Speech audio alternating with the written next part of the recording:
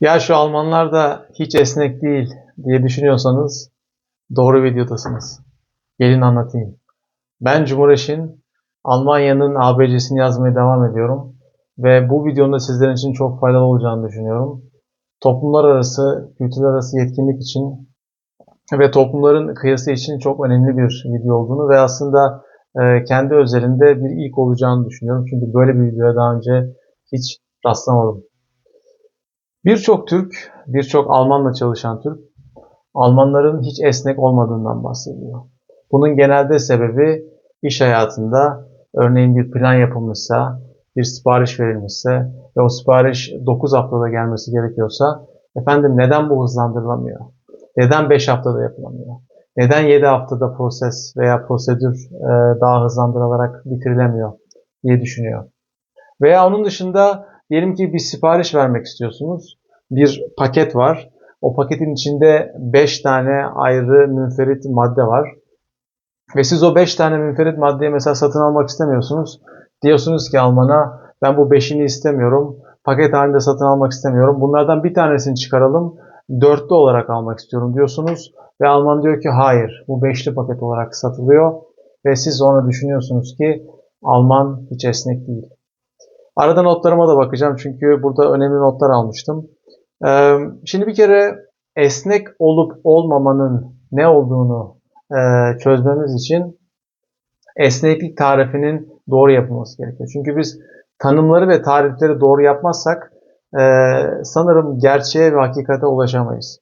Şimdi bir kere esneklikte bizim düşündüğümüz şey ne? Acaba bizim düşündüğümüz şey doğru bir tanım mı? Yani biz esneklikte genelde şunu düşünüyoruz bence. Yani e, esnetilen şey üzerinden birinin esnek olup olmadığını değerlendiriyoruz bence. Halbuki esneklik esneyen şey üzerinden tarif edilmesi gereken şey. Yani mesela bir ortama giriyoruz. O ortamda belli işleyişler var ve o işleyişleri biz değiştirmek istediğimizde yani onu esnetmek istediğimizde kendimizi esnek olarak görüyoruz sanki. Yani ben öyle anlıyorum. Şu ana kadarki tecrübemden yola çıkarak bunu size söyleyebiliyorum. Halbuki bizim tarif etmemiz gereken veya konsantre olmamız gereken şey insanın kendince esneyip esneyemediği olması gerekir. Yani bu noktadan yola çıkarak bir bakalım Almanlar mı daha esnek yoksa Türkler mi daha esnek? Yani insanın esnemesine bir odaklanalım. Şimdi e, bana kalırsa insanın esneme özelliği veya esnekliği kendi uyum sağlaması üzerinden değerlendirilmesi gereken bir şey. Bir kere bunu kafamıza yazalım. Yani bir insan bulunduğu şartlara, bulunduğu ortama, bulunduğu ülkeye, bulunduğu yeni gruplara ne kadar adapte olabiliyorsa, ne kadar uyum sağlayabiliyorsa oranın şartlarına, oranın kurallarına, kanunlarına, nizamına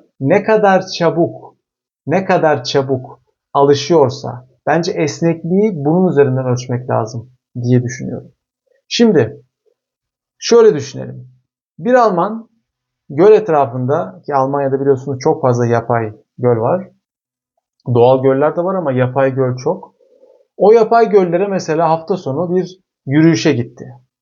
O yapay göl ve ilk defa gittiğini düşünelim. O yapay göle gittiğinde arabasını park etti. Arabayla gittiğini varsayalım. Arabasını park etti ve gölün kenarına geldi.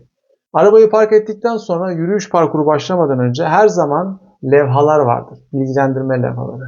Bir Alman o göle geldiğinde yürüyüşe başlamadan önce ne yapar? O bilgilendirme levhasını hatmeder. Bakın burada hiçbir mübalağa yok. O bilgilendirme levhasını hatmeder. Neden? O gölün etrafında yürüyüş yaparken veya o göl bölgesinde bütün hakim olan kuralları öğrenir. Orada ayrıca işaretçiler vardır, işaretler vardır, piktogramlar vardır. Onların hepsine bakar ve gölün etrafında neyin yapılabildiğini, neyin yapılamadığını öğrenir. Mesela bir köpeği gezdirmek istiyorsa köpek tasmayla mı gezdirilecek, tasmasız mı gezdirilecek veya bu tarihlere mi bağlanmış, hangi tarihler arasında tasmayla gezdirilebilir, tasmasız gezdirilebilir bunları öğrenecek. Mangal yapmak istiyorsa hangi bölgede mangal yapılır, ne zaman mangal yapılır bunların hepsini hatmettikten sonra o gölün etrafında yürüyüşe başlar. Yani kendine ayar verir. Başka bir göle gittiğinde, gene ilk defa gittiğini varsayalım, orada ne yapar? O gölün kurallarını öğrenir. Oradaki bilgilendirme levhasını da hatmeder. Ve gittiği birçok yerde bunu aynen yapar. Şimdi bunu yapan bir insan gittiği yeri esnetmez. Ama kendi inanılmaz esnektir. Çünkü kendini oranın şartlarına göre uyumlandırır, uyurur. O yüzdendir ki işte İstanbul'a Almanya'dan taşınmış olan bir Alman 6 ay içerisinde sizin benim gibi araba kullanırken Türkiye'den Almanya'ya taşınmış olan bir Türk Almanya'da 6 ay içerisinde Alman gibi araba kullanabilir mi? Zor. İhtimal var ama lottoda kazanmak gibi diyebiliriz. Dolayısıyla bence burada tarifi yanlış yaptığımız için insanların esnekliğini de görmüyoruz. Bu toplumsal bir yanlış algı. Dolayısıyla buradan yola çıkarak, size anlattığım örneklerden yola çıkarak söylüyorum ki Almanlar Türklerden çok daha esnektirler. Hem de açık ara. Yani öyle böyle değil. Çocukluklarından itibaren gidecekleri yer, katılacakları etkinlik, girecekleri yeni grup, başlayacakları yeni kurs, başlayacakları yeni okul, yeni ortam, yeni şehir, yeni ülke de dahil olmak üzere bütün şartları öğrenerek kendilerini hazırlamaları, kuralları öğrenmeleri ve bir şekilde bütün bu hazırlık süreçlerinden geçmeleri sebebiyle ve beynen de kendilerini hazırlamaları sebebiyle onlar çok uyum sağlamaya çalışan esnek insanlardır.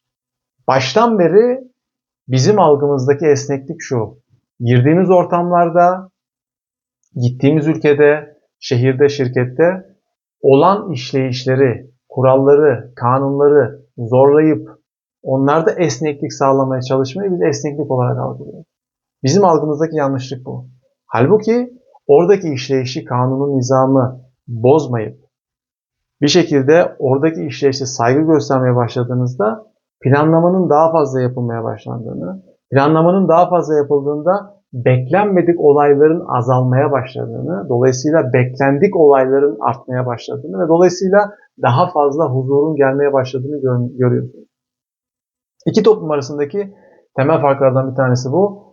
Türk toplumunda Almanlarla ilgili çok temel bir yanlış var. Bu esneklik üzerinden bunu da vurgulamış oldum.